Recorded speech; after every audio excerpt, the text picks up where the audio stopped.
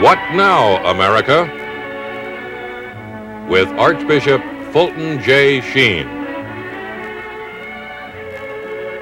And now, Archbishop Sheen.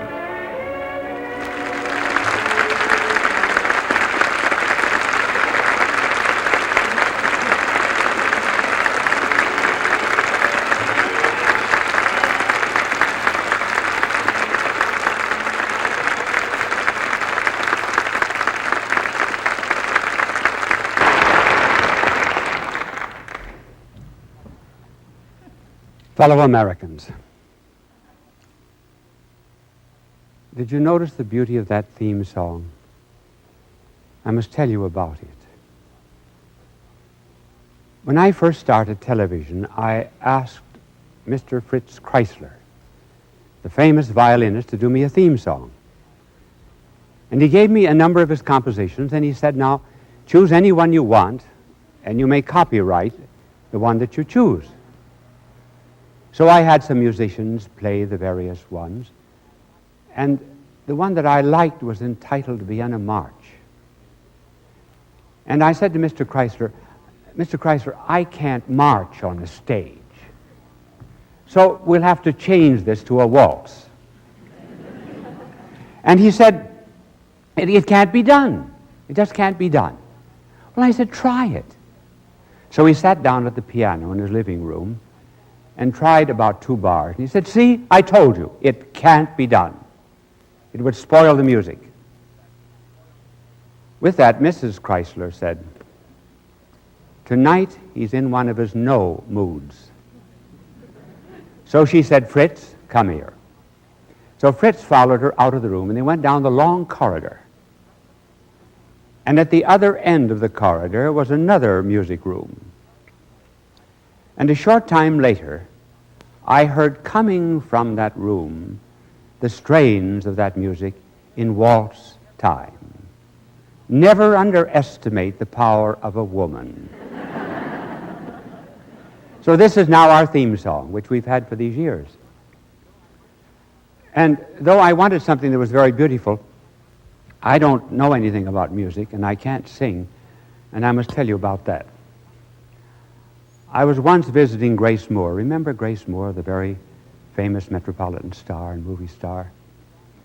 And we were seated alongside of her swimming pool in Connecticut. And after I'd been talking about 5 minutes, Grace said, I haven't heard a word you said.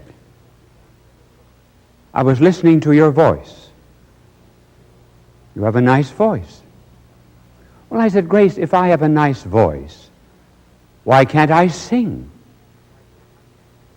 She said, have you ever tried? Well, what priest hasn't? And she said, what is your favorite opera? I said, Faust. And what is your favorite duet? I said, Anse pure, Anse radieux. She said, all right, now let's sing it together. Now, if you remember that particular duet, in round numbers, it goes up 18 and 7/8 octaves each verse. So Grace and I started singing that duet, and her voice just rang out over the Connecticut countryside. And when we got to the end of it, or the middle of it, she stopped and said, you're right, you can't sing. Now you have to find out whether or not I can talk. We are, as you know, giving about 13 vignettes about American life. And this particular subject will be the anatomy of violence. We are a violent America. We were not that way at the beginning. At the end of our Revolutionary War, we disbanded our army. Our colonial fathers didn't want to have an army of men carrying guns. The only gun that was needed in colonial life was a rifle that was over the fireplace. And so we disbanded our army, our navy, and our merchant marine. Thomas Jefferson, in discussing government with the French revolutionist Saint-Just, disagreed with him. Saint-Just said the only way that you can ever build up a government is on a pile of corpses. Jefferson said no. He said governments are relative. Politics are not absolute. There may be parties. So he refused to subscribe to violence. But then came the burning of witches, slavery. And today, we are a violent America. Now, let me give you some figures to prove it. And these figures are from the FBI. And they carry over a 10-year period. Here we will speak first of all of men. The arrests of men for serious crimes, rose in 10 years from 81% to 256%.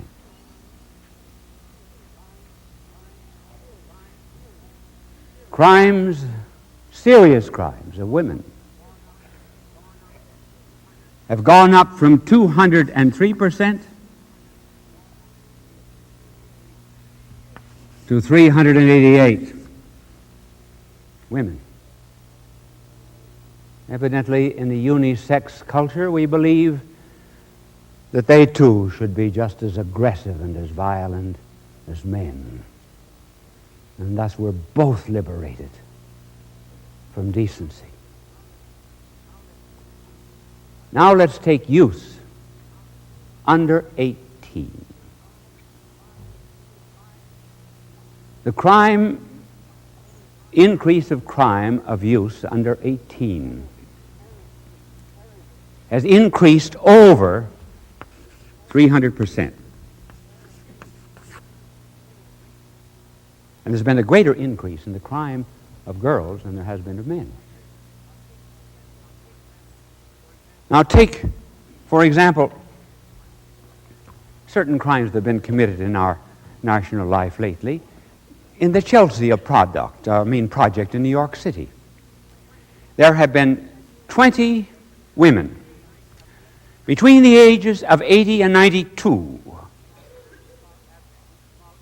that have been mugged, beaten, and robbed by young kids, the average age of which was 13.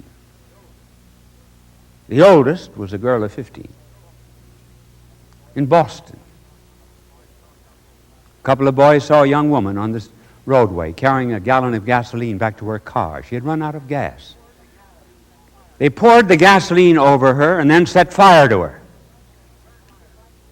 She was burned to death. Police said, "Why did you do it?" "Oh, we saw it on television." Which brings up the question, and as regards violence in television, first of all, the University of Pennsylvania stated that 1/2 of the scenes on television involved violence of some kind. But television says no. The showing of violence on television doesn't mean that the children, when they see it, are going to be violent. They say this is wrong. Sure, we have men and women being killed, women being mugged, raped, and so forth. But when young people see this, they're not going to imitate it. No? They're not? Let's see. Why then does TV accept advertising?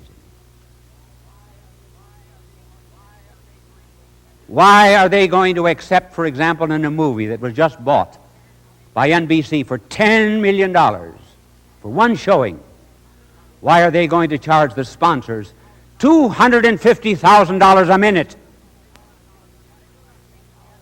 If they do not think that the advertising of cars or soap or automobiles or whatever it is not going to put that idea into the mind of the viewers. So we have become a violent country. The most astounding figure of all was given by a Professor Barnett of MIT. Now, he put this in his computer, and I give the institution, give his name because the figures are so startling.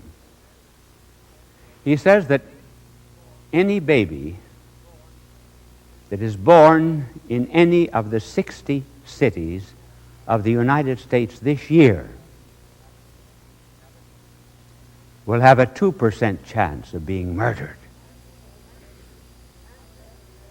The chances, the professor says, of that baby being murdered during his life are far greater than any soldier in World War II being killed in combat. That's our violence. What causes it?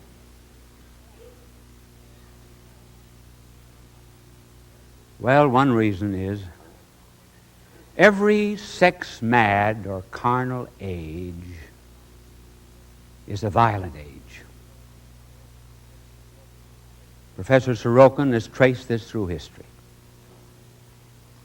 Why is that? Why is an age which is bent on pleasure, particularly erotic pleasure,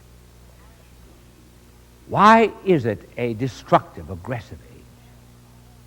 Well, one of the reasons is that all our body sensations decrease as time goes on and with use. For example, if I had the habit of clicking my fingernails, for example, during a telecast, well, you might hear it, and then after a while you pay no attention to it. It would require a greater click. We'd have to bring in a cricket in order that you might notice the click. As a matter of fact, there were a couple of psychiatrists, or other psychologists, a few years ago, tried to prove that as you increase a sensation, 1, 2, 3, 4, 5, you have to increase the stimulus, 2, 4, 8, 16. It always requires a greater and greater excitement. Finally, you get into masochism, into violence, the crime passionnel. And that's our madness for sensation, and particularly of the body order, is driving us to ever and ever greater stimulus to get an excitement. One of the reasons why death so often follows a raping. The second reason is we all have guilt in our souls. We deny it, and we will talk about that later.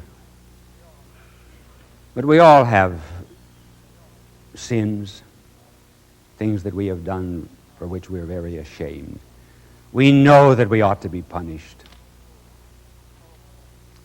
So we like to see violence on television. We like to see someone cracked in the jaw, knocked over with a club, hit by a bullet, anything, because we see now vicarious satisfaction of our own guilt. He is taking the punishment that I deserve. Otherwise, there wouldn't be this love for violence that there is in our theater and on our television. But these reasons are not really as important as this one. And this is very basic and fundamental.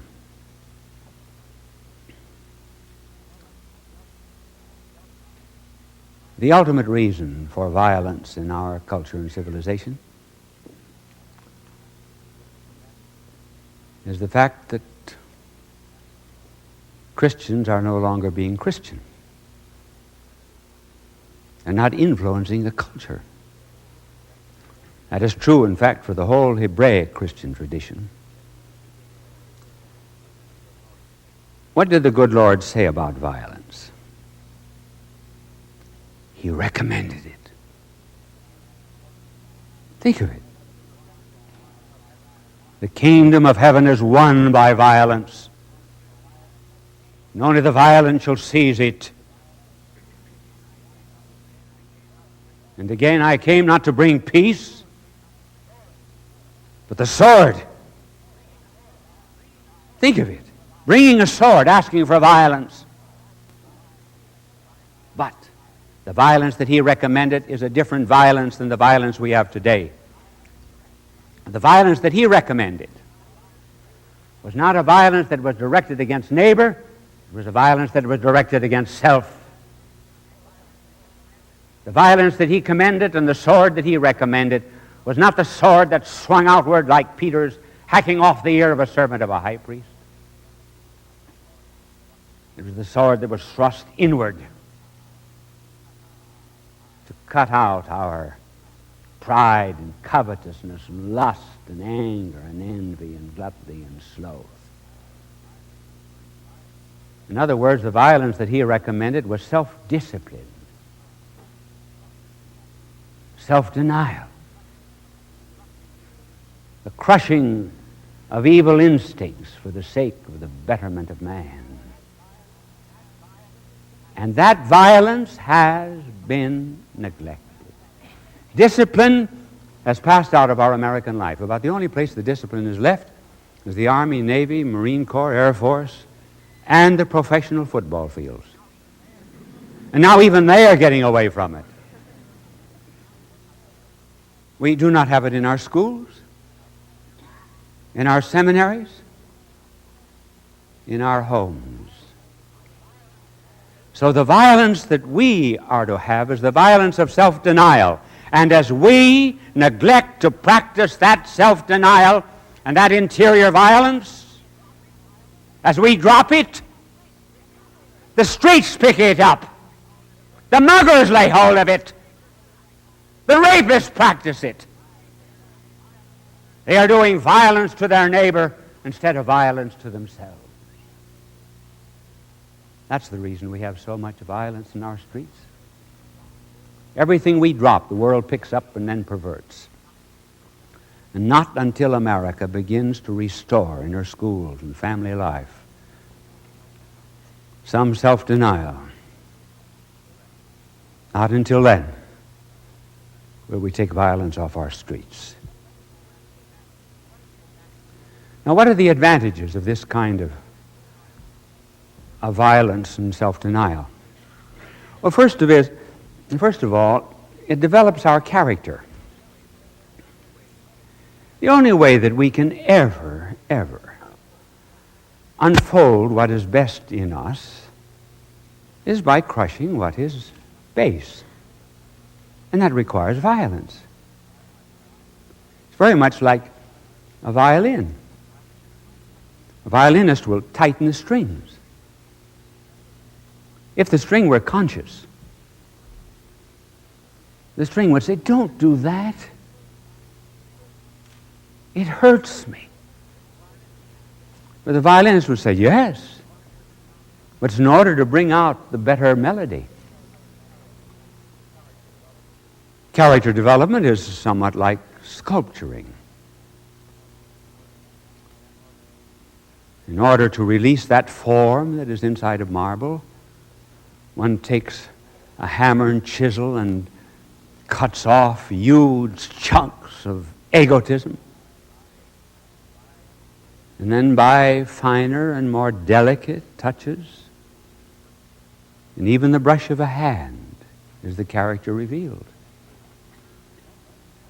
And keeping to sculpture as an example, let's go back to Michelangelo and find out. I have 9 minutes left. Thank you. I didn't see that before. I was wondering where my time was going, and I didn't see a marker. Take, for example, Michelangelo. Michelangelo one day saw on the streets of Florence a beautiful piece of Carrara marble that had been hacked and cut and ruined by some cheap artist. He asked that it be brought to his studio, applied his chisel, his genius, his inspiration, and drew out of it the immortal statue of David. And that's the way cheap, ruined lives can be reformed, provided they restore that violence which is equal to the development of character. There's still an unfinished piece of sculpture by Michelangelo. It was to be the tomb of Julius II. And if you ever saw it, there are 4 characters just emerging from the cold stone. They're only half formed. And that's the way many of us are. Just half formed, half developed. Our personality has not yet reached its perfection. And it needs a little more chiseling, a little more violence. But you say, but we're not to repress ourselves. That repression will give us neurosis. Nonsense. You never have a repression without an expression. And you never have an expression without a repression. Suppose I repress a tendency or an urge to rob a bank. If I repress that, what do? I express honesty. Just think of what our society would be if we felt that any kind of discipline was wrong. Imagine, for example, a mugger. Just after he's violated this particular woman, the police come up to him and say, "My good young man, too long have we been under the mid-Victorian ideas. We have the greatest admiration in law for anyone who expresses himself. I dread to contemplate what would happen to you if you had ever restrained this tendency to rape. That would cause a neurosis in you, and we bless you for it." Nonsense. And not until we begin to repress the evil that is in us will we begin to make a sound and better America. As a matter of fact, we very often have to do violence to our immediate needs in order to achieve an ultimate goal. Let me tell you a story about myself. When I finished college, I won a scholarship. It was to 4 years and 3 years in the university, leading to a PhD.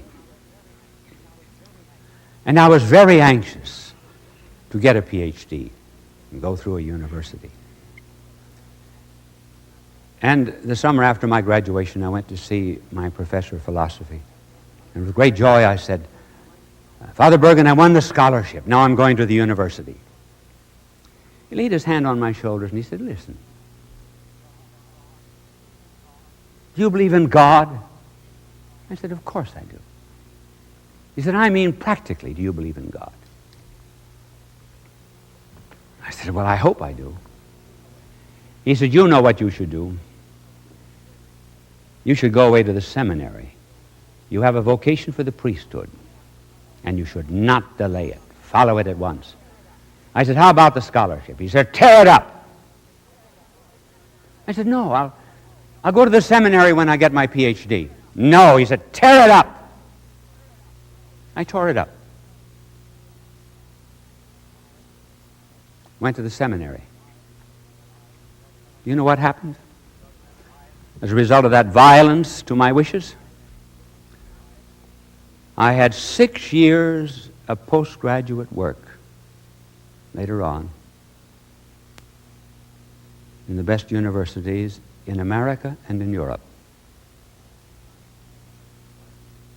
The violence that I did to myself paid off. And then furthermore, when we understand this inner violence, we absorb evil. Take, for example, the words of the divine Lord, if anyone strikes you on the right cheek, turn also the left. You know, this would be a good spot, wouldn't it, for a commercial? I needed that. Well, without naming the product.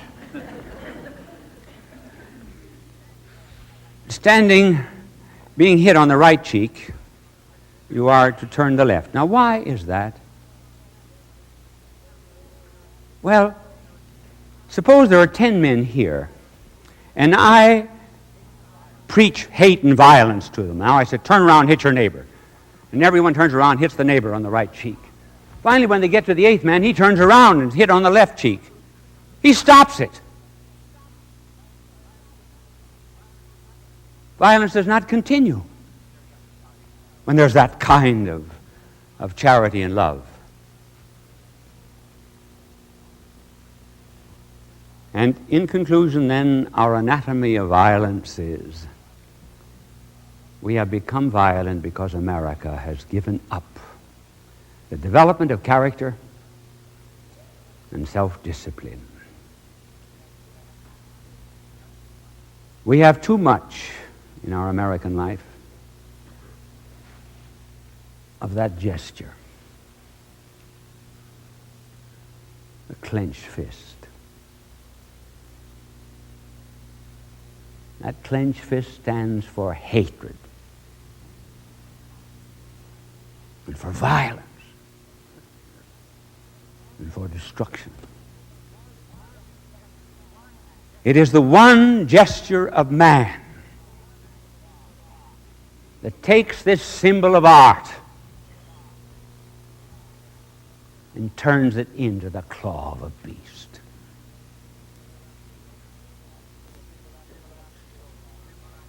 This symbol has to be overcome by another one. The folded hands. Folded hands cannot strike, for they were not made for offense. They cannot protect, for they were not made for defense. They can only imprecate, only pray. The carnal decade, 10 Gothic spires, spiring upward for the souls of men. And by and through the folded hands of America, may those clenched fists release their hate.